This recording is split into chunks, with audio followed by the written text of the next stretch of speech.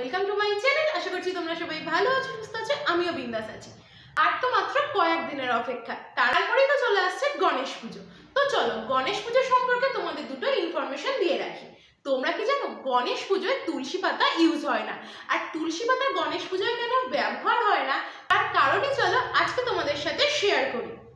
দেব গণেশ ছিলেন একজন ব্রহ্মচারী, আর উল্টো দিকে তুলসী দেবী ছিলেন একজন সুন্দরী তরুণী।